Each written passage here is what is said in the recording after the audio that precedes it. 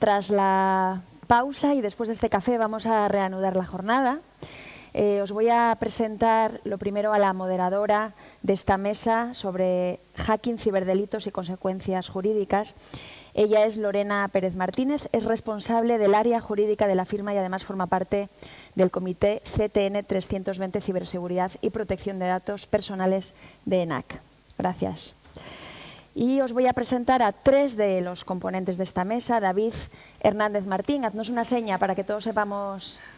Hola. Perfecto, ahí está David. Él es cofundador y responsable del área de hacking y seguridad de la información de la empresa en apachectl.com. Enrique Ávila Gómez. Enrique, él ofrecerá su visión desde la dirección del Centro Nacional de Excelencia en Ciberseguridad y es jefe del área de la información en la Dirección General de la Guardia Civil. Y, por cierto, he leído que más que ciberseguridad le gusta más el término de ciberinteligencia. Y también contamos en la mesa con Xavier García Pañeda, que es delegado de Coordinación y Estrategia Universitaria de la Universidad de Oviedo, es ingeniero y doctor en informática, docente, divulgador y perito forense. Y como no podíamos ser menos tecnológicos que la propia jornada que estamos viviendo hoy, el cuarto componente de la mesa, que es Jorge Bermúdez, vamos a conectar con él a través de videoconferencia. Perdón a los que les esté dando la espalda, simplemente para el saludo inicial. Jorge es delegado de Criminalidad Informática de la Fiscalía Provincial de Guipúzcoa y es especialista en la aparición de nuevas formas de delincuencia a través de las tecnologías de la información. No era solo por presumir de ser tecnológicos, es que Jorge ahora mismo está asistiendo obligatoriamente a unas jornadas de especialistas en cibercrimen de la Fiscalía General del Estado en Sevilla y se ha tomado un descansito de estas jornadas para salir y también participar en la mesa en las nuestras. Quería saludarlo, no sé si ya está ahí. El que quiera pueda bailar, ¿eh?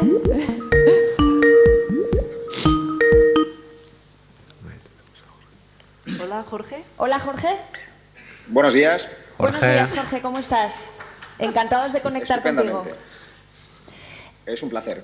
Vamos a hacer de tu intervención una introducción para esta mesa, que sepas que tus tres compañeros de la mesa de consecuencias jurídicas ya están sentados en ella y también su moderadora, así que te escuchamos. Muchas gracias.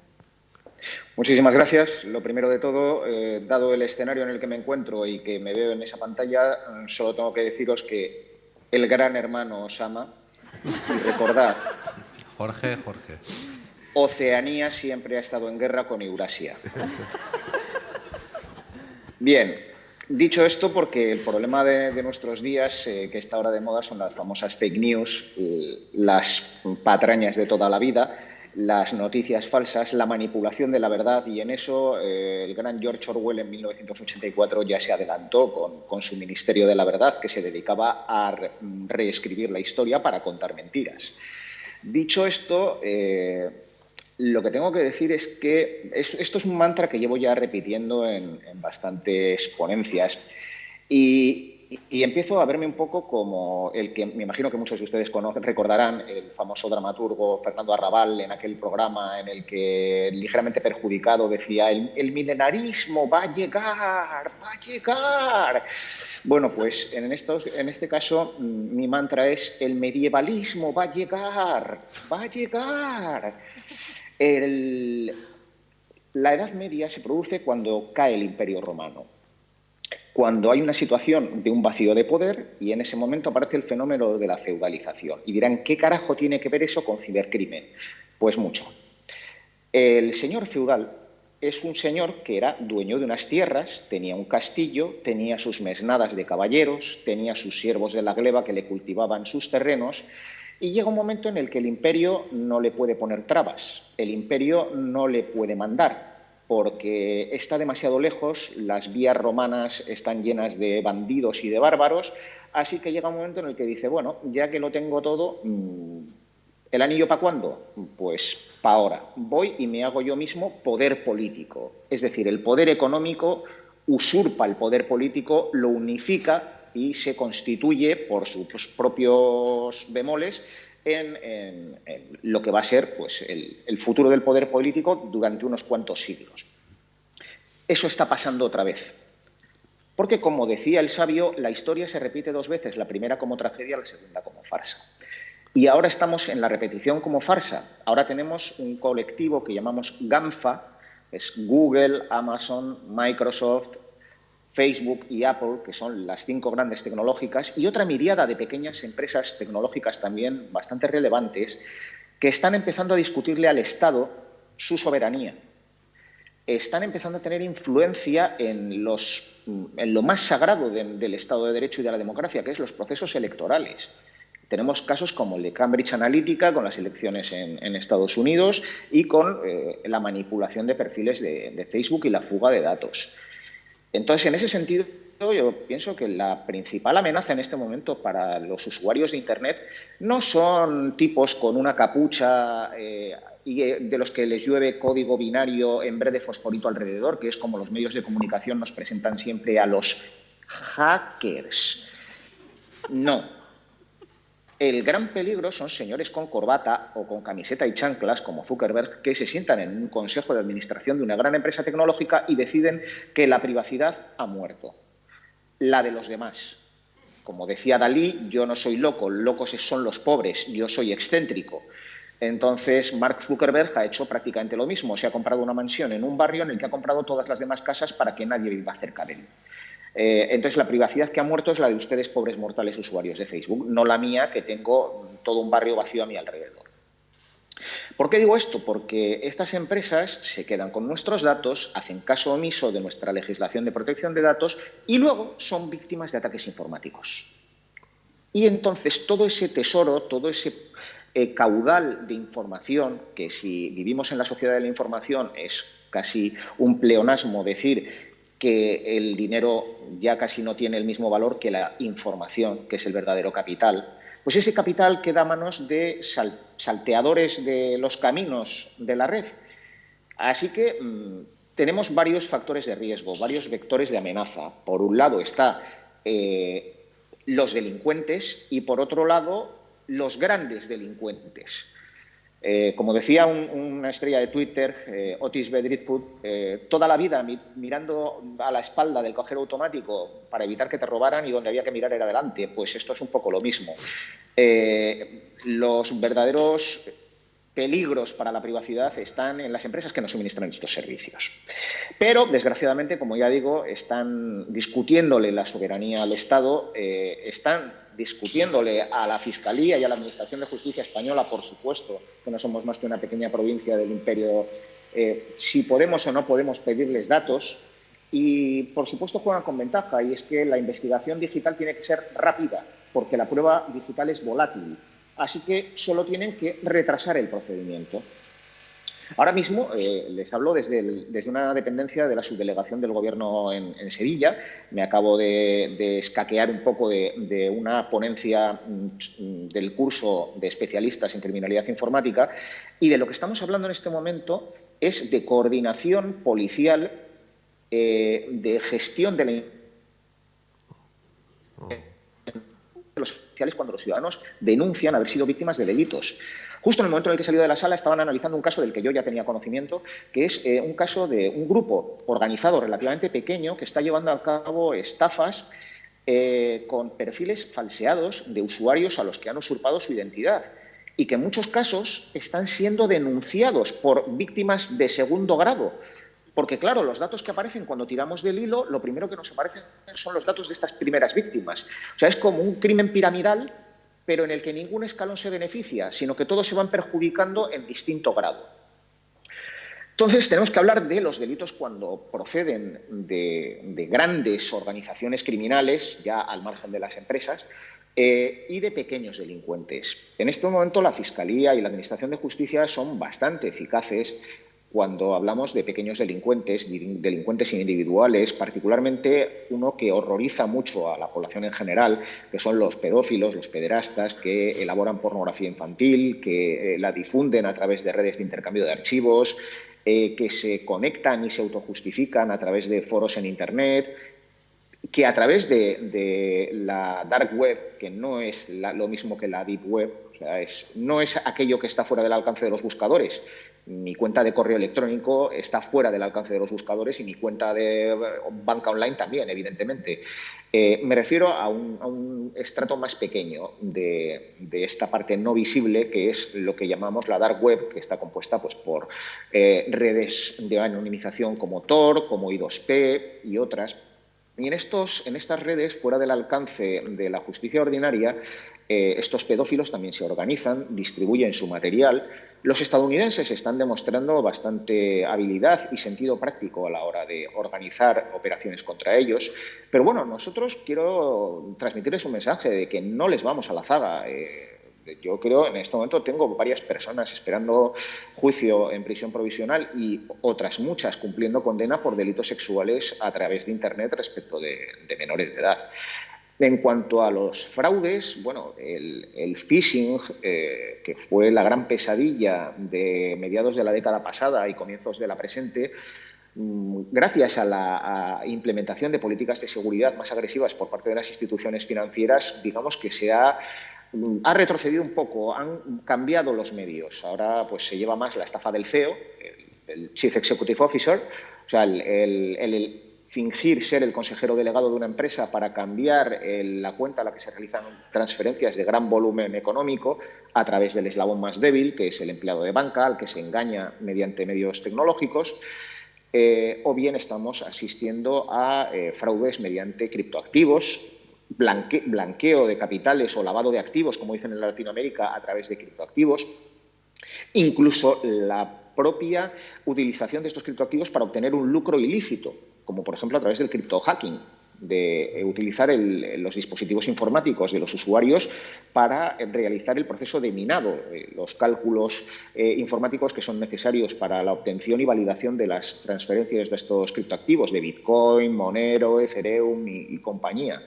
Entonces, digamos que ahí con la red oscura tenemos un problema. Todo lo que implique criptografía y las criptoactivos, como su propio nombre indica, implican criptografía, nos plantean problemas. Pero los fraudes ordinarios cometidos a través de Internet también están teniendo una respuesta judicial. Las memorias de la Fiscalía General del Estado ocupan prácticamente entre el 70, 60 y tantos por ciento y el 30 y tantos, 40% de los delitos que perseguimos.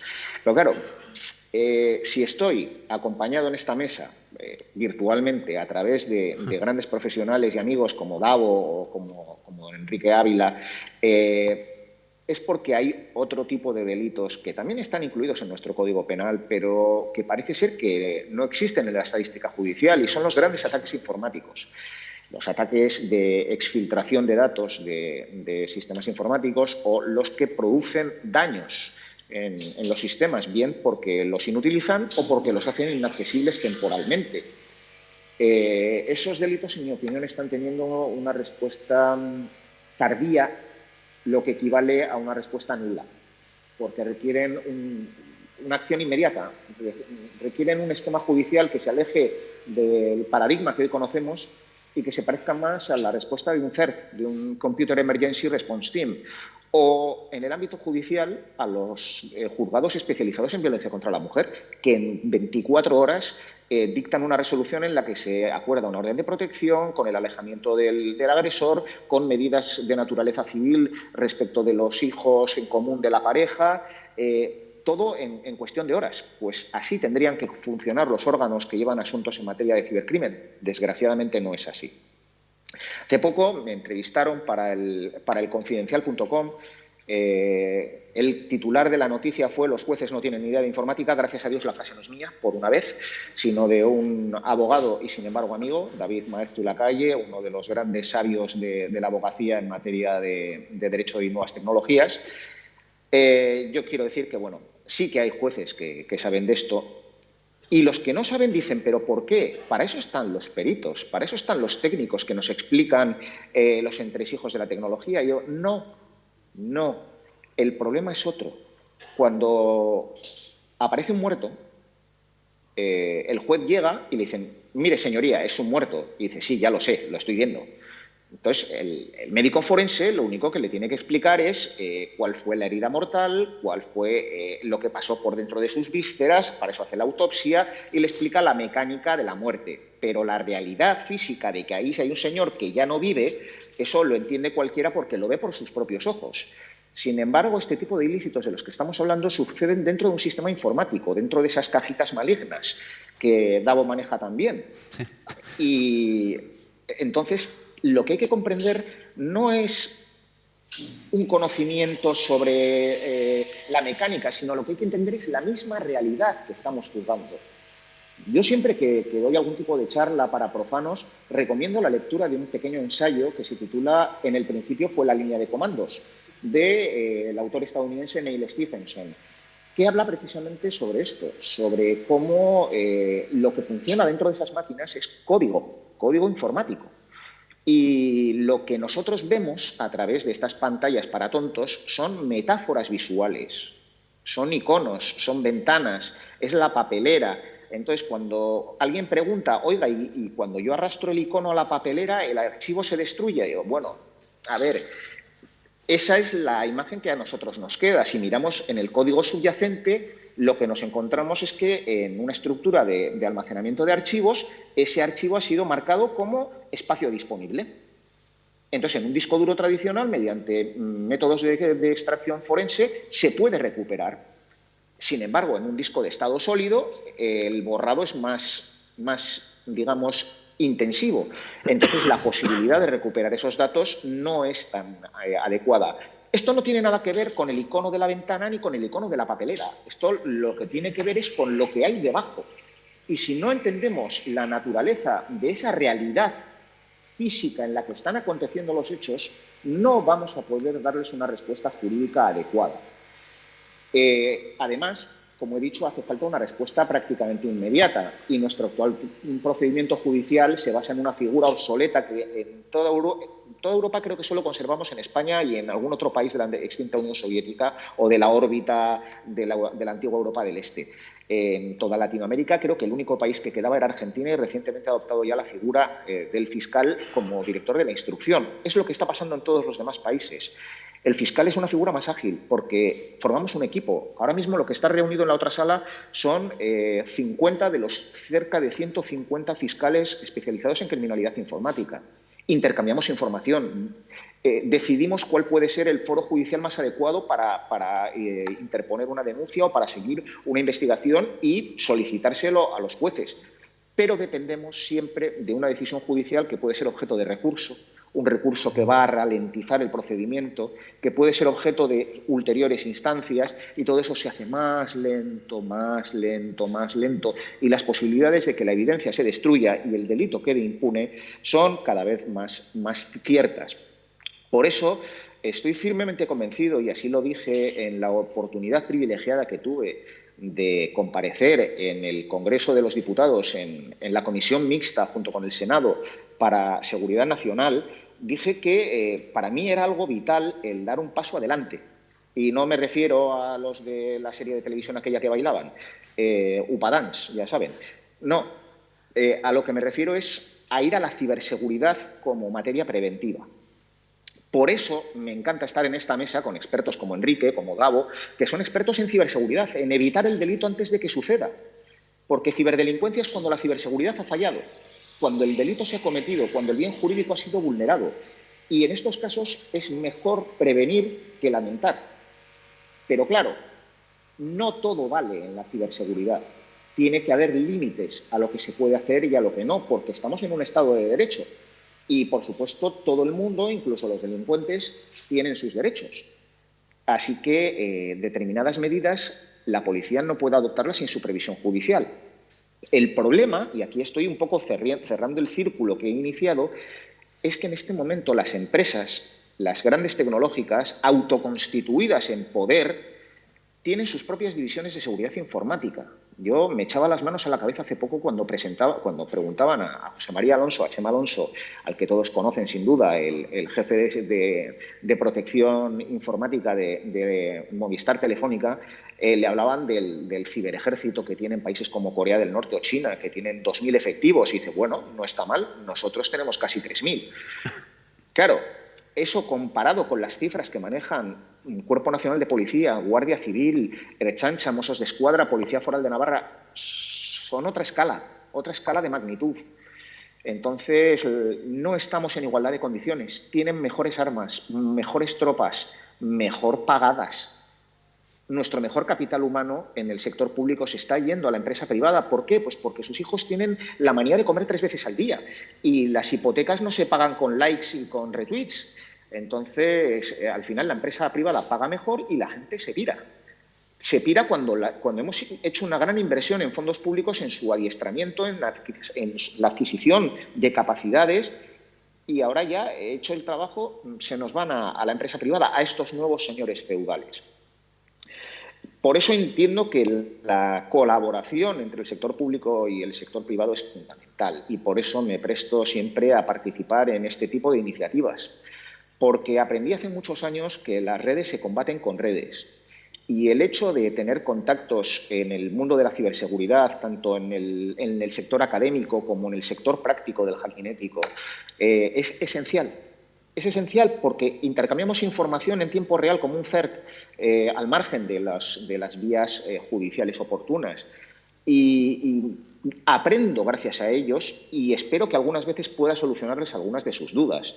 En cualquier caso, como pueden ver, esto de dedicarse a la ciberdelincuencia y a la ciberseguridad tiene un poco que ver con lo que sería un sacerdocio, como dice mi buen amigo Javier de la Cueva, porque la fe no es más que creer en algo sin pruebas. Y la fe que yo tengo es que a través de estas iniciativas, de esta colaboración y de esta participación en este tipo de eventos, se puede llegar a conseguir algo, se pueden cambiar las cosas.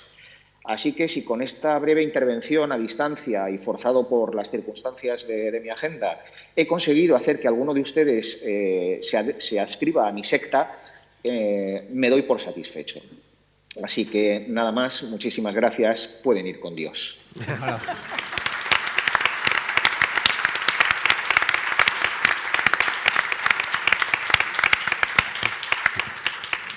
Y a diferencia de la mayoría de los ponentes que siempre se comen el tiempo de los que les suceden, yo en este caso creo que me he ajustado el tiempo que me habían señalado y doy paso a quienes están presencialmente con todos ustedes, que les aseguro desde el conocimiento personal que tengo de ellos que son auténticos expertos en la materia. Nada más. Muchas gracias.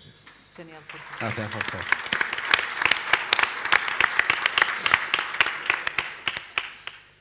Bueno, pues después de escuchar a Jorge, tan interesante, Jorge, muchas gracias por estar con nosotros. Ha sido un esfuerzo por tu parte el participar en la jornada y ha sido un honor para nosotros tenerte, bueno, a distancia y participando de una manera tan activa, tan locuaz y tan divertida también.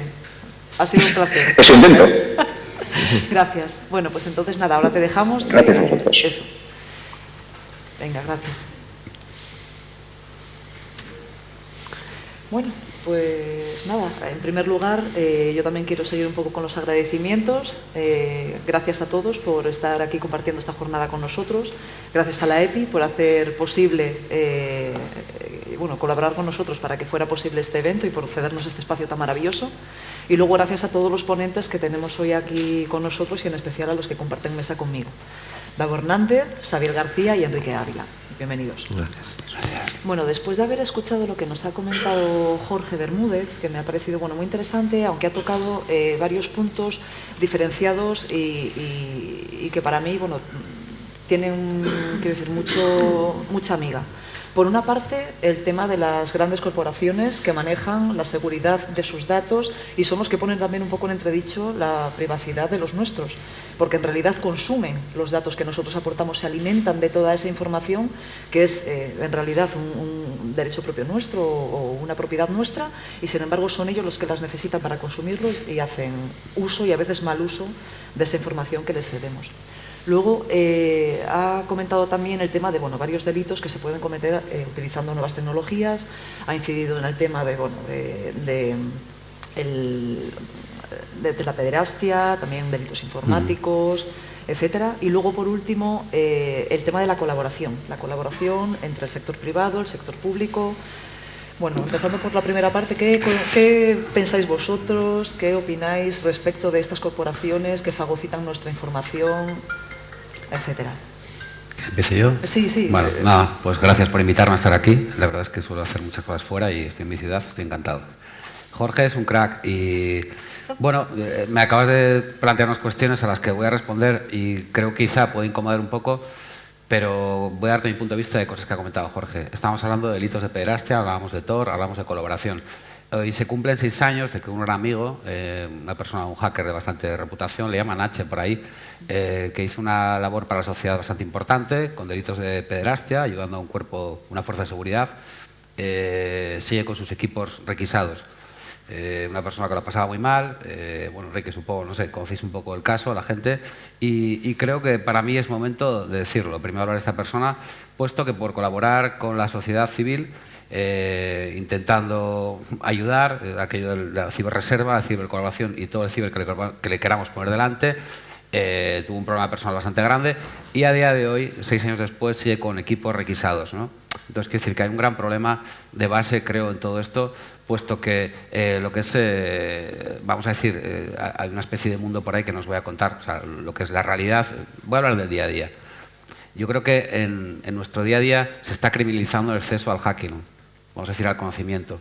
Es un poco, para mí, me resulta bastante, no sé qué adjetivo poner, pero me preocupa bastante que todas esas corporaciones que estás comentando puedan tener tanto acceso a mi información y yo, como investigador de seguridad, no pueda ver si efectivamente eso es así, como están diciendo, qué pasa con mis datos.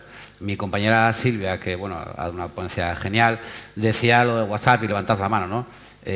Yo no puedo levantar la mano y decir con una aplicación segura si no tengo acceso al código fuente. He echado de menos hablar de aquí de software libre hoy, en la introducción, autoridades y tal, creo que quiero un poquito más hacia el software libre también, como una alternativa, no ya por cuestiones de costes, que eso es un valor bueno, que está por ahí, sino por seguridad, ¿no? Eficiencia y otras cuestiones. Pero creo que a nadie se le ocurre que para construir este edificio no se tenga los accesos a, vamos a decir, a los planos o a un arquitecto cómo lo va a hacer. Pues hablando de hacking, yo lo que quiero decir es que cada vez te sientes más perseguido haciendo tu trabajo. Y eso para mí es un problema real, porque cuando estamos en un marco cada vez más complicado, de cada vez más ataques, más problemas y una casuística pues, más compleja y ataques cada vez más complejos, al final cuando se pide colaboración hay que entender que tú, Enrique, cuando colaboras con alguien te la estás jugando, porque muchas veces aquí de reportar, dejas de colaborar o dejas de reportar porque puedes tener problemas. Y como esta mesa pues, habla de hacking y consecuencias jurídicas, pues es lo primero que quiero decir. Es una de las consecuencias que, o sea, ¿crees que la ley es demasiado intrusiva o demasiado...? Bueno, creo que vivimos en un estado no sé, de los mundos de Yuppie a veces digitales, en los cuales pensamos que las cosas, no sé cómo quieren que aprenda la gente sobre seguridad. No dejas una paradoja, por ejemplo, voy a poner un ejemplo muy rápido, una VPN. Yo puedo contratar una VPN, que es con lo que me conecto, el tráfico, salgo a Internet a través de esa conexión cifrada y vamos a decir que el proveedor de VPN dice, me jura y me perjura, no me quedo con tus datos, no los uso para nada, no sé, vale, son para usos estadísticos, etc, etc. Es decir, el proveedor de VPN puede tener todo mi tráfico, almacenarlo, hacer lo que quiera con él, pero yo no puedo editar cómo está montada esa VPN. Yo no puedo coger y hacer un escaneo a ese switch de mi VPN, a ese servidor, a ese router. ¿Por qué? O sea, quiero decir que ahora mismo yo podría, por ejemplo, poner un punto de acceso con mi móvil, una wifi abierta, llamarlo Castro Alonso o no llamarle nada, la gente se conectaría a mi red, yo podría tener un ordenador detrás, podría capturar todo el tráfico, analizarlo y quedarme todo el tráfico. ¿Ese tráfico quién es? Planteo aquí la cuestión. Claro, quizá, ¿Es vuestro o es mío? Porque tú te estás conectando a mi red. Comete un delito analizando el tráfico de esa red, si es mi red. Tú te has conectado a ella, yo tengo mi red abierta. Es decir... sí, la legislación igual va un poco por detrás de lo que es la evolución. La realidad. Eso es. Seguimos llamando a las tecnologías algo como la World Wide Web, que cumple 30 años. Google tiene más de 20 años. Son viejas tecnologías. Eso es. Los malos son muy buenos. En lo suyo. Hay mucho nivel. Yo me dedico a hacer fortificación de servidores, auditorías, ataques caja negra, infraestructuras web, en las cuales a veces no sé nada del objetivo y simulo atacantes externos, y os puedo decir que cada vez son mejores. A mí cada vez me cuesta más fortificar un... Entonces, bueno, sí que intento, el mensaje que dejo es de verdad, dejadnos aprender, dejadnos seguir investigando también y no nos cortéis tanto las alas, porque al final lo que va a pasar es que toda esa colaboración que se pide pues no va a llegar, porque la gente no quiere problemas. Y todos queremos tener una vida normal, ir a la montaña, estar con nuestra familia y pagar nuestras facturas también. Xavier, Enrique, ¿opináis lo mismo? ¿Creéis sí, que...? yo ahí, cuando hablamos de los malos, ¿no? Haría un poco una diferencia entre dos grupos de malos. Los malos profesionales y los malos que en un momento dado se convierten en malos por alguna razón, ¿no? Es decir, un ex empleado, acabamos de echar, está de mal café y de repente hace pues alguna cosa que no debería, ¿no? Y accede a la empresa y borra.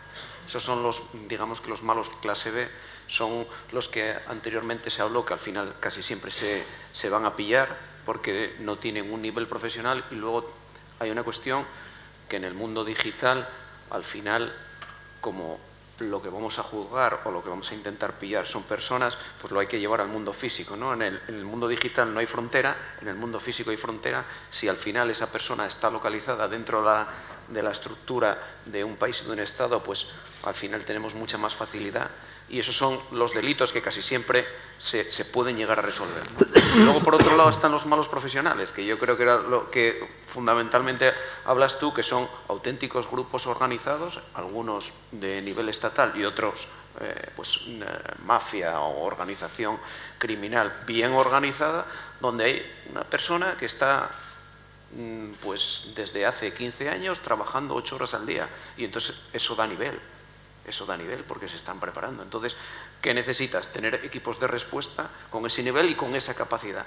Claro, a tener, es decir, si yo soy un sicario y disparo a matar, no disparo en un campo de tiro, disparo a matar desde hace 20 años, todos los días, un montón de veces, el que va a estar enfrente de mí debería tener un nivel similar, pero si está disparando en una galería de tiro todos los días, ahí los blancos no se mueven. Totalmente de acuerdo, sí. Y si vamos a jugar al ping-pong, que también se utilizaba a entrenar, ahí yo sé que, bueno, pues un bolazo manca un poco, dicho en asturiano, pero no mata.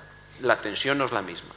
Entonces, está claro que si al final queremos buscar un nivel de protección potente, tenemos que preparar una tropa potente, ¿no? Y vamos, yo estoy totalmente de acuerdo. Si no, pues seguiremos resolviendo los delitos del menudeo y los otros pues tendremos problemas. Claro que va a haber problemas, y hay países que esto lo están tomando muy en serio por temas estratégicos, por temas económicos. Yo no sé si antes salió los 2.000 personas que supuestamente tiene China en una unidad, ¿no? Y lo comparábamos a lo mejor con el personal de seguridad de Telefónica, pero hay una cierta mentira en la comparación. Es decir, esa unidad de China solo está dedicada a robar información en otro sitio, mientras que el personal de seguridad de una gran empresa está dedicándose a muchos elementos, porque la seguridad es terrible de lo que hay. Es decir, o sea, aquí se habló de temas forenses, pero también de respuesta a incidentes, pero también todos los temas de prevención, de formación en ingeniería social o millones de cosas. Y es muy difícil saber de todo. Así que ellos tienen 2.000 tíos dedicados a escoger a alguna empresa de algún sector tecnológico y decir, te lo voy a sacar todo y luego ya veremos lo que hago con ello, porque luego eso lo paso a otro equipo que se te va a dedicar a analizar. Entonces, tener una fuerza, un equipo de 2.000 personas solo dedicándose a eso es mucho nivel, es mucho nivel. Yo creo que tenemos que ser conscientes y es un peligro al que nos enfrentamos. Entonces, bueno, la seguridad la hay que tomar en serio. Eso yo creo que, vamos, si lo sacamos de esta jornada ya habremos ganado mucho, ¿no? Hay que tomar la seguridad en serio. La seguridad es un tema muy importante y hay que intentar tener equipos de respuesta potentes y preparados. Sí, porque afecta a la vida de las personas, a la vida real. O sea, yo creo que, bueno, respecto a esa formación de los equipos, hemos Enrique, mezclado, tienes mucho que, claro, que hemos mezclado De tal todo. cantidad de cosas que es difícil decir algo inteligente sobre algo que intersecciona en tantos planos. Primero me voy a atrever a utilizar un término, dado que se nos ha desconectado el señor fiscal, que si no me aplastaría, ¿no? Creo que el término correcto, cuando ha utilizado las fake news, es paparruchas. ¿Por qué? Porque introduce en su definición el término vulgo. Y eso, al vulgar.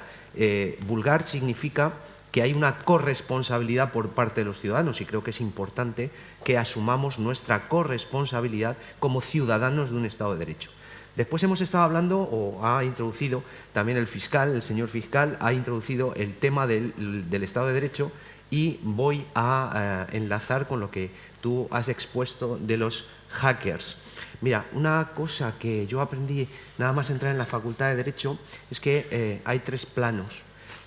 Por un lado está la ley, por otro lado está el derecho y por otro lado está la justicia.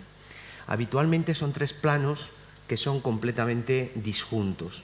Tú puedes tener derecho y no tener una ley que te ampare, tú puedes no tener una ley que te ampare y perseguir el desideratum de la justicia.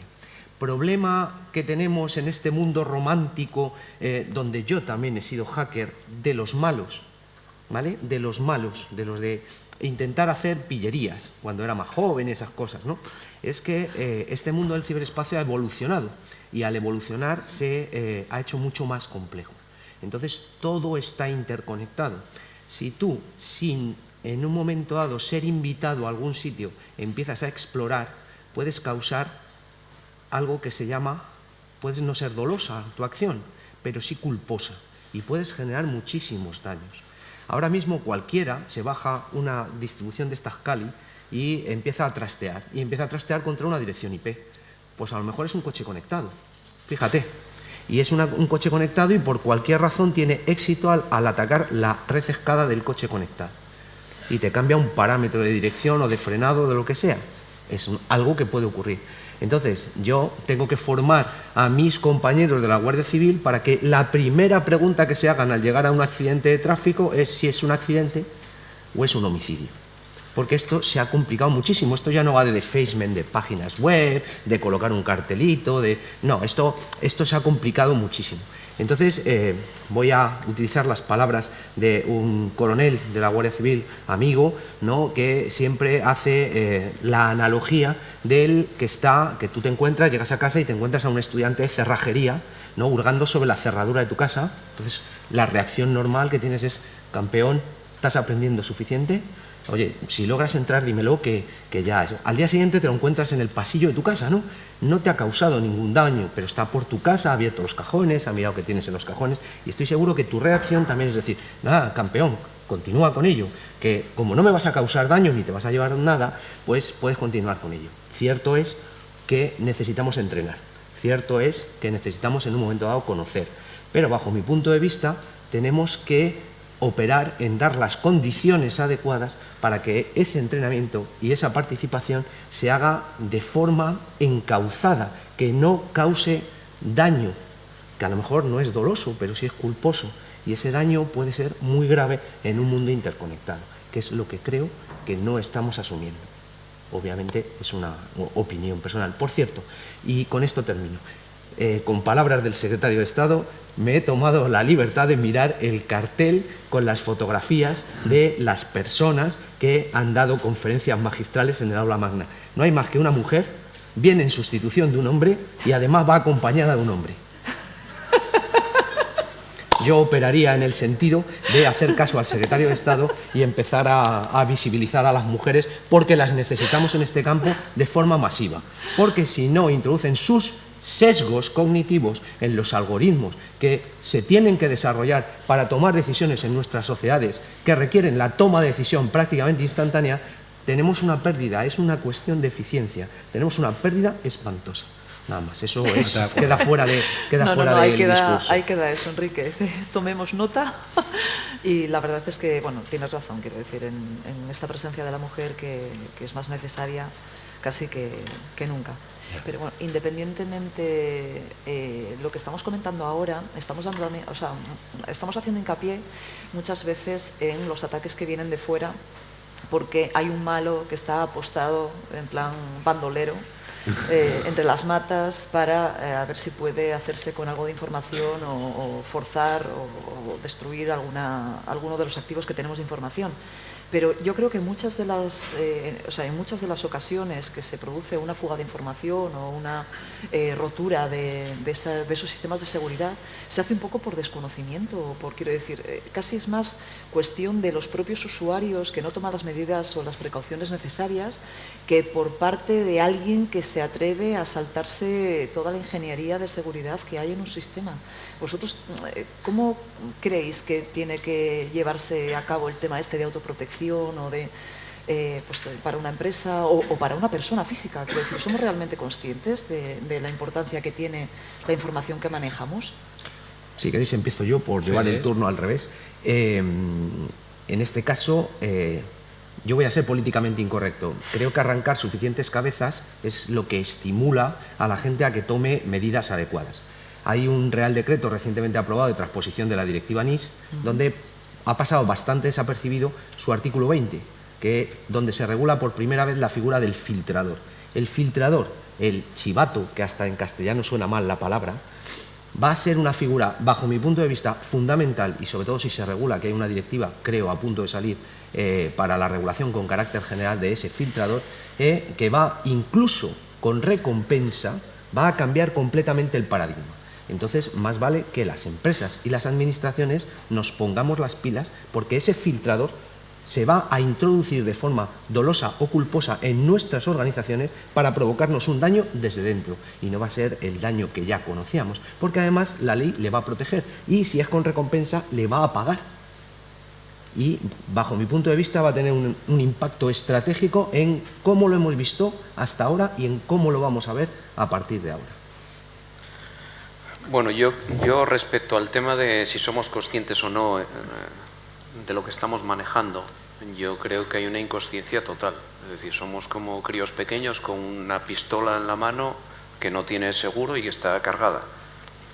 El tema es que la tecnología, el mundo TIC sale de unos entornos muy cerrados y de repente pues la tenemos en la mano, la tenemos en el bolsillo, la tenemos cuando vemos la tele.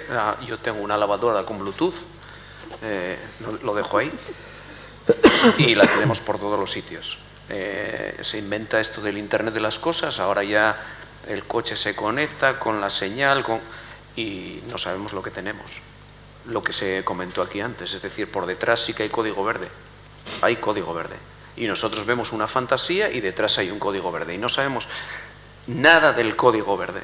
Entonces, ¿cuál es uno de los problemas más importantes? La falta de conocimiento y la falta de formación. De hecho, yo creo que salió en alguno de las charlas o las ponencias que el mayor vector de ataque que está habiendo ahora mismo es la ingeniería social, ¿no? Los americanos dicen the human hacking. ¿Por qué? Pues porque de un sistema informático, la parte más vulnerable es la persona que lo maneja, porque se pierde y puede que sepa el manejo a alto nivel, sobre todo ahora que tenemos tantos iconos y tanta pantalla y tan poca línea de comandos, y no sabe lo que hay por detrás. Y entonces tenemos problemas importantes ahí. Y hay fugas de información constantes, voluntaria e involuntariamente. Es decir, cuando sacamos una foto y va con todos sus metadatos, pues está la posición GPS de tu casa, si la sacaste en casa, y muchísima más información. Y luego Facebook dice, yo quito los metadatos y te protejo. Y digo, ¿y cuando los quitas, qué haces con ellos? Eso tampoco lo sabemos. Es decir, sí, la comunicación de esa foto a partir de ahora va a ser segura, pero bueno, tú tienes los metadatos. Estuviste dentro de mi casa y me viste los cajones, ¿no? Claro.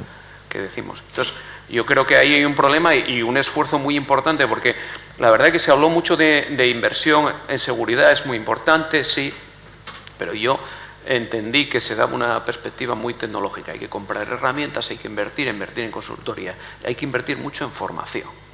Y la formación tiene que afectar a toda la empresa, desde la persona que está en seguridad a la puerta hasta el último de los técnicos, incluso directivos. Como decía Xavier, yo trabajo solo con servidores bajo GNU Linux y siempre estoy con una línea de comandos ahí, ¿no? Veo las cosas como muy sin mucha parafernalia, esto es como muy directo, ¿no? Y lo mismo que lo veo cuando, al hilo que dices una pyme, yo preguntaría aquí a quien tiene una pyme, que seguro que se esfuerza mucho por adaptarse al RGPD, como recomendación a los abogados, sí que recomiendo también a la parte meteros en cuestiones más técnicas también, no digo que sea vuestro caso, ¿no? Yo estoy cansado de ver trabajo en entornos web que a la gente le mandan un churro de 50.000 condiciones y dicen ponlas por ahí, ¿no? Y luego si acaso pasamos y vemos si están ahí y tal, bueno, yo preguntaría a ver qué aliciente tiene una pyme que tiene un problema de seguridad para reportarlo. Aparte que casi vayas así, a la cárcel, o sea, como te das una fuga de información y te dicen sí, cifra tus datos, tal, te dicen, vale, ¿cuál es el aliciente? Porque antes, cuando un cliente tenían problemas de seguridad, lo que intentabas era, bueno, pues sobre todo, bueno, paliarlo. Vamos a decir que no es el momento de contar, ¿no? Pero bueno, es que el problema, la gente que tiene Scala dice, tengo el deber de notificarlo a la Agencia de Protección de Datos, me tengo que latigar, tengo que avisar a mis clientes que tengo una fuente de información, lo cual está muy bien, pero quiero decir, ¿cuál es el aliciente de una pyme realmente para reportar un problema de seguridad? Es que yo, si me pasa a mí, no sé, Claro, es que es casi más que un ponte en ese lado. aliciente, claro, es al contrario. Quiero decir, lo que tienes que hacer es prevenir lo que se te viene encima si no lo haces. Sí, pero es que ahora el marco cada vez es peor. Entonces, la pyme, cada vez está la gente más agobiada, más presionada por todos lados. Dicen, me he tenido que gastar un dinero en adaptarme al RGPD, tengo que tomar nuevas medidas de seguridad para tener mis datos mejor protegidos. Pero claro, al final la gente dice que claro, el marco legislativo es brutal para ellos. Porque dicen, es que claro, como tengo un problema de seguridad. Entonces, ¿qué pasa? Que ponemos mucho el foco en estas cuestiones y al final, yendo un poco a lo que decía Jorge, lo que hablaba Enrique, estas grandes corporaciones que realmente trafican de manera indecente con estos datos, cualquiera, léase de las cualquiera que ha comentado Jorge y todas las que sabemos, pues al final hay una connivencia porque hay muchos intereses creados a nivel gubernamental, económicos, político-financieros, que vamos, está claro, o sea... Entonces, bueno, yo es lo que te digo sobre las pymes, que por mucho que lo digamos, al final dicen, bueno, yo tengo los mismos problemas que antes, ahora más añadidos, más costes para implementar seguridad y tampoco, bueno, hay organismos, el INCIBE, hay cuestiones, se quiere colaborar, pero la realidad es que está todo muy mal. Es decir, vete al tema online, bueno, la gente está muy perdida, o sea, cuando digo muy perdida, es muy perdida, por lo menos a nivel web, que es en lo que me muevo yo, muy perdida. Sí, bueno, ya nos lo decían antes que la mejor manera de protegernos también es contar con buenos profesionales que nos pongan los puntos sobre las IES y no escatimar en el gasto en cuanto a ordenar la seguridad. Pero claro, efectivamente una pyme, no estamos hablando de grandes empresas, estamos hablando pues eso, de pequeñas... Sí, vamos a bajarnos a la calle, cualquier que al final es lo que mueve este país. Profesionales también. Y demás que utilizan pues las nuevas tecnologías, tienen su ordenador, tienen su teléfono, tienen su tablet, manejan sus datos de sus clientes, de sus proveedores, tienen unos trabajadores que también facilitan datos y que también tienen que custodiarlos, y además manejan cierta información, con lo cual efectivamente eso, bueno, pues para las pequeñas empresas es más complicado. También es cierto que con el nuevo reglamento, yo, bueno, pues la parte jurídica que me toca, sí está mucho más adaptado, yo creo, a las pequeñas empresas, a las pequeñas empresas que manejan un tipo de datos que no son evidentemente datos con sustancia. Evidentemente, porque claro, si me dices, no, bueno, es que yo en realidad soy, pues eso, una empresa de logística, lo que hago son portes, en realidad lo que tengo son, bueno, pues los datos de mis clientes y de mis proveedores en cuanto a, pues, camiones, por ejemplo. Entonces, no manejo unos datos que tengan una relevancia, no estamos hablando de una clínica o tal, que claro, las que en este caso, o un despacho de abogados, que en este caso sí tienen que tomar unas medidas mucho más férreas. Entonces, yo creo que con la antigua ley de protección de datos todo era mucho más mezclado, es decir, sí. la vara de medir era como mucho más igual tanto para las grandes corporaciones como para las pequeñas. Que vaya por delante que a mí me parece perfecto que nuestros datos se traten de la mejor manera y tengan mejor manera de acceder a ellos. Parto de esa base. Me pongo el ejemplo al otro lado que veo cuando la gente tiene problemas de seguridad, una pyme, insisto, es que claro, es que no pueden afrontarlo, es que a veces tienen que cerrar. Sí, claro, si nos enfrentamos a sanciones muy elevadas para lo que una pyme puede soportar. Pero bueno, también es cierto eso, que teniendo un poco en cuenta pues, el tipo de datos y de información que manejan. Que evidentemente no es lo mismo que hackeen un ordenador y roben datos de pues eso, una empresa de logística de camiones, que lo que tiene son unos portes y poco más, a lo mejor los itinerarios y ni siquiera datos de mercancía pero bueno, pues, o que hackeen pues, un servidor de una clínica o de un despacho de abogados. Pero es que eso, incluso, no sé qué pensaréis vosotros, simplemente lo pongo encima de la mesa, me parecen escenarios clásicos, ¿vale? Ya estamos en otro escenario, opinión personal, ¿no? Estamos hablando de introducir un sesgo en un algoritmo que toma decisión para esa empresa de transportes, para la logística de esa empresa de transportes, y que nadie sea capaz de averiguar el sesgo. Por ejemplo, película de terror. Por supuesto, esto no tiene nada que ver con la realidad. Avión de cierta empresa, que se produce una actualización de software que dispara en unas condiciones determinadas un picado del avión. Problema de inteligencia económica, es decir, un programador que ha generado ese software ha introducido en el algoritmo un disparo accidental de unas ciertas condiciones que le cuesta la vida a un montón de gente. Ha sido doloso, ha sido culposo. Voy a llevar otra vez la contraria a mi amigo el señor fiscal. Él ha hablado de Orwell, yo hablo de Huxley. Estamos en un territorio donde estamos ya pegándonos con temas de biohacking, donde estamos evolucionando como especie, donde vamos a integrar en nuestro propio cuerpo dispositivos que nos van a asegurar más vida y mejor vida. Y nadie va a renunciar a ello. Donde vamos a estar permanentemente monitorizados. Es atacar un smart contract, despacho de abogados, contratos a volumen, ¿no? Un smart contract mal diseñado o no mal diseñado, sino diseñado con sesgos tan importantes como los que utiliza Google al presentarte programas de formación superior de élite, donde las IPs no reciben en barrios marginales, jamás, nunca recibirán programas de formación universitarios de carácter superior y de élite. Por lo tanto, queda oculto todos esos programas de formación. Estamos hablando de ya otras cosas. Obviamente, opinión personal que espero que sea rebatida porque me causará muchísima... porque no quiero ser negativo, ¿no? Simplemente estamos en un proceso de evolución y tenemos que pegarnos con ese proceso de evolución. Sí, nos falta adaptarnos, yo creo. Estoy ahí de acuerdo contigo, Enrique. Yo creo que la ley lamentablemente va siempre como un pasito por detrás, lo que muchas veces se dedica casi a tapar parches más que a adelantarse a los acontecimientos, pero bueno, es lo que hay. Para eso están los profesionales, quiero decir que son los que reportan un poco su conocimiento y los que fuerzan a que esos cambios sean posibles, esas adaptaciones que se tienen que realizar para, pues eso, este mundo veloz en el que vivimos, que vamos muchas veces, pues eso, dando pasos a traspiés. Y parece que la ley siempre viene un poco como por detrás pisándonos los talones. Hablando otra vez sobre pues los delitos, ciberdelitos y tal, comentadnos, desde vuestro punto de vista, desde vuestra experiencia, los más comunes y luego cómo podría hacer una empresa para protegerse de eso, no para protegerse tomando las medidas adecuadas y tal, sino una vez que se ha producido para recuperarse o para, pues de alguna manera habíamos visto antes que muchas veces cuando se ha producido el roto, seguir a la persona responsable no sirve para mucho más que para cazar al autor. Pero en realidad, ¿cómo podemos hacer para que pues una pequeña empresa o tal se pueda recuperar fácilmente de esos delitos después de establecer como los más comunes o los que... Yo la verdad que si el delito al final, que yo creo que es lo que se está produciendo últimamente, es un robo de información o algún tipo de estafa económica, que yo creo que eso se están viendo en el mundo empresarial. El mundo empresarial, se habló antes de la estafa del CEO, ¿no? Es decir, te llega el CEO y te dice, oye, en un correo al jefe de contabilidad, mira a ver cuánta pasta tenemos, porque me surge un negocio en Asia de la leche, pero es muy importante que sea todo esto muy confidencial porque desarmamos la bolera. Mírame a ver cuánta pasta tienes, miras la pasta, el CEO te dice, oye, pues nada, vamos para adelante, prepara una transferencia de 400.000 euros a esta cuenta. Haces la transferencia y de repente el dinero voló, está en un país donde eso ni siquiera es delito. Tú entregaste el dinero voluntariamente en una cuenta de alguien y el dinero voló. Y acabas de hacer un roto de 400.000 euros a la empresa, que aunque sea una empresa grande, 400.000 euros que van a coste-beneficio te está machacando, ¿no?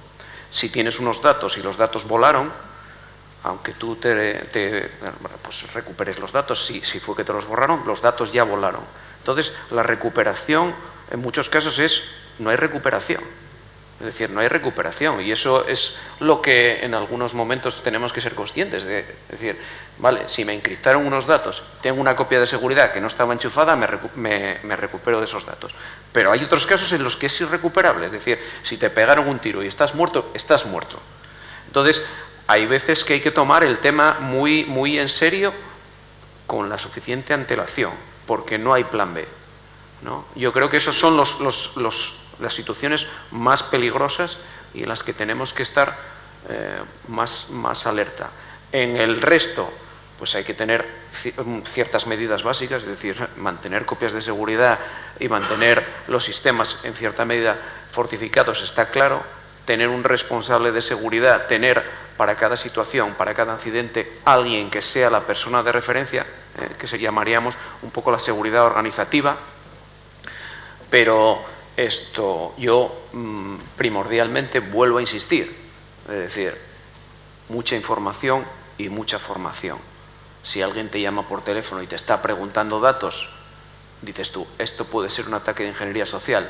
Gracias por llamar, estos datos no los proporcionamos por teléfono. Si tú no pones la clave del ordenador en un post-it, bueno, pues vamos ganando. Y vamos cerrando los vectores de ataque, porque al final los malos van a utilizar alguna cosa sencilla, no todos van a ser ataques zero day, que aquí también se habló, sino va a haber algunos elementos sencillos, y esos elementos sencillos, quitándolos, tenemos ganado muchísimo. Y para la lucha para luchar contra estos ataques que estás comentando, bueno, pues efectivamente, a mí me preocupa el tema que comentabas antes, Enrique. Es decir, hay que tener equipos bien preparados, pero claro, ¿cómo se preparan? ¿Cómo se preparan esos equipos? ¿Cómo es posible tener un equipo multidisciplinar que esté al día de todo lo que surge cada vez nuevo, siempre formas nuevas de liar la parda? Por decirlo de alguna manera en castellano. Redes de conocimiento. El conocimiento está ahí fuera. La ciberreserva, que sé que te gusta. Sí, me encanta. Te encanta. La ciberreserva, que sé que te encanta. A mí dicen que me van a llamar. Que Hombre, pues claro que te llamaríamos, faltaría más. No. Claro que te llamaríamos. Las redes de conocimiento, el conocimiento está ahí fuera, ¿vale? Entonces, todo este tipo de cosas que se hacen y que generan red, es posible utilizarlas para mejorar las eficiencias. Ahora bien, un día se dejaron de construir castillos. ¿Por qué se dejaron de construir castillos? Pues porque se inventó la artillería y la fuerza aérea. Si tú tienes artillería y fuerza aérea, ¿para qué quieres tener murallas? Si las puedes pasar por arriba o las puedes destruir con artillería, ¿vale? Por mucho que en un momento dado queramos fortificar nuestras defensas, va a haber algún vector por tierra, mar, aire, espacio o ciberespacio que, según dice nuestra estrategia de seguridad nacional, que va a permitir que se produzca una brecha de seguridad, sobre todo en un mundo donde además los trillones de dispositivos que se están incorporando generan un riesgo infinito prácticamente. Por cierto, dispositivos que nos encanta comprar al mínimo precio posible y que han sido diseñados para no con fines de seguridad, sino con fines de precio, básicamente. Yo preguntaría, ¿y cómo protegemos la logística de nuestra empresa? O sea, si tenemos un automóvil conectado, ya cuando sea autónomo hablamos de otro nivel, que tiene 5.000 dispositivos en su red escala interna, que son todos, tienen capacidad de cómputo, capacidad de almacenamiento y capacidad de interconexión, y que están comprados al mínimo precio posible en una fábrica de Shenzhen en China, hombre, pues tenemos un problema, porque nosotros podemos certificar hasta un cierto límite. La formación, pues tratamos de formar, el centro que dirijo, no entramos en el mercado, no competimos con nadie, porque está orientado solamente a la formación de fuerzas y cuerpos de seguridad del Estado y oficiales del mando conjunto de ciberdefensa, básicamente, aunque invitamos a otras fuerzas policiales de otros países a asistir. Entonces, intentamos generar talento suficiente dentro de los agentes de autoridad, porque algunas veces hay que ejercer la autoridad. Y lo último que también me gustaría decir es que, por favor, denuncien siempre. Siempre hay que denunciar. ¿Por qué? Pues porque eso nos permite a nosotros tener métricas para incorporar ese conocimiento y esa cantidad. Si nosotros sabemos que hay millones de denuncias, intentaremos formar a más gente, intentaremos dedicar a más gente a perseguir ese tipo de delitos. Pero si no, no lo podemos justificar a nivel político.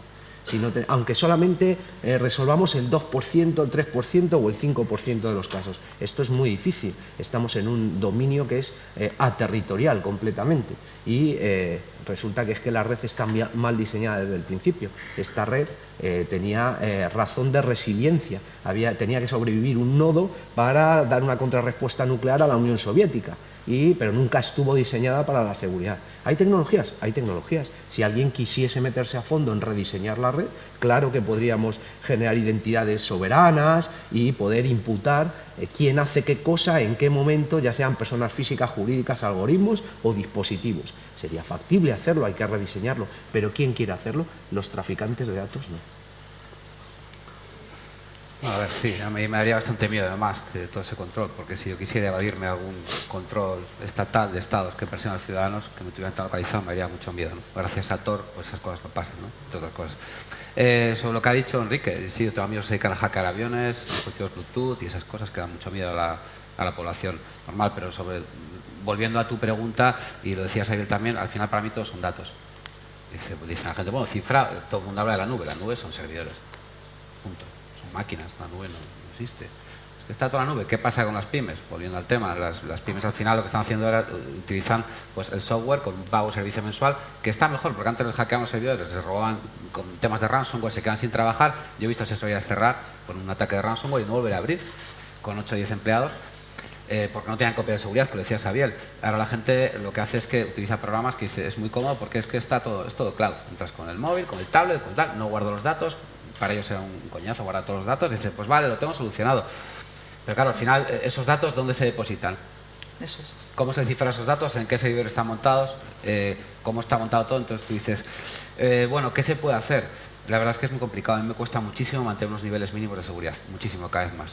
Teniendo en cuenta además que la gente con la que comunico pues, puede poner mi seguridad al descubierto, como se llama estas jornadas, pues claro, cuando mando a alguien un correo con GPG y le mando mi clave privada para comunicar por un correo de una manera segura, me dicen que a ver, que no pueden abrir eso, que a ver de qué voy. Y digo, GPG o PGP, vamos.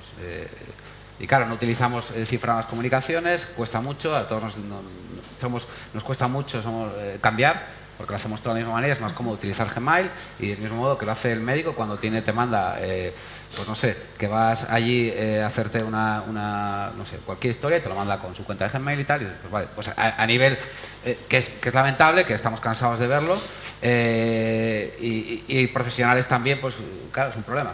Entonces, cifrado, pues sí, utilizan VPN, el correo cifrado, ten un plan de contingencia, mirar cómo te recuperas, asume que te van a hackear, asume que ya estás hackeado, que la exposición de tus datos pueda ser lo mínimo y que si se exponen, qué datos se van a exponer. Y analízalo, maneja, o sea, ponte a mirar los datos de las personas que estás utilizando. Porque, claro, yo he visto servidores web, que igual hay veces, no sé, tienes 100, 200 webs. Muchas veces no sabes lo que hay ahí, no es tu responsabilidad, pero esos datos sí es tu responsabilidad. Al final es del tercero que está subcontratándolo. Pero es que yo veo que la gente cada vez está adquiriendo responsabilidades más grandes con datos de los demás y ahora es cada vez más, porque antes los datos se depositaban de una forma local, ahora está todo en servidores. Y claro, es que tú dices, bueno, no son datos muchas veces médicos directamente, pero hay datos que están relacionados. Y como decía Enrique, al final, a la hora de extraer datos y utilizar ciertos sesgos y demás, está todo muy relacionado. Entonces, hombre, yo lo veo complicado y lo único que te puede salvar un poquito es el cifrado y vamos, ser totalmente higiénico con tus comunicaciones. La higiene. Muchísimo. O sea, vamos, mantener una yo higiene. utilizo un condón para mi USB, para cargar mis dispositivos USB. O sea, es muy complicado. La verdad que es un rollo, ¿eh? Yo lo entiendo. O sea, a la gente le cuentas cosas que dice, vas a hacerme cambiar toda mi manera de trabajar, todas mis costumbres. Y si le dices a una pyme que puede tener un programa de seguridad desde lo más fácil, desde su casa, que van a ir a atacar tu red en tu casa, tu conexión, al lado de tu casa se van a poner en tu wifi, van a interceptarte un dato y van a acabar hackeando tu empresa, ¿no? Entonces, bueno, o sea, al final, ¿dónde está? ¿Qué película me estás contando? ¿No? Bueno, bravo, Dice. Enrique, Xavier, Lorena, siento muchísimo cortaros. Está siendo una mesa muy, muy, muy interesante, la verdad. Y esto pues, nos da el indicativo de que el año que viene tiene que haber otra nueva jornada con mesas tan Para ampliar interesantes y a lo esta mejor dando información. más tiempo a los ponentes. Tenemos que terminar porque hay que seguir. Muchísimas gracias a los 4, a los 5, porque Jorge está ahí, aunque sea Claro, en la está ahí. nube, ¿no? Está viéndonos. Gracias. Venga. Gracias. Son de por vida. Nos está viendo. Ahora va a salir por ahí. ¡Wow! El gran hermano. El gran Está ahí. hermano.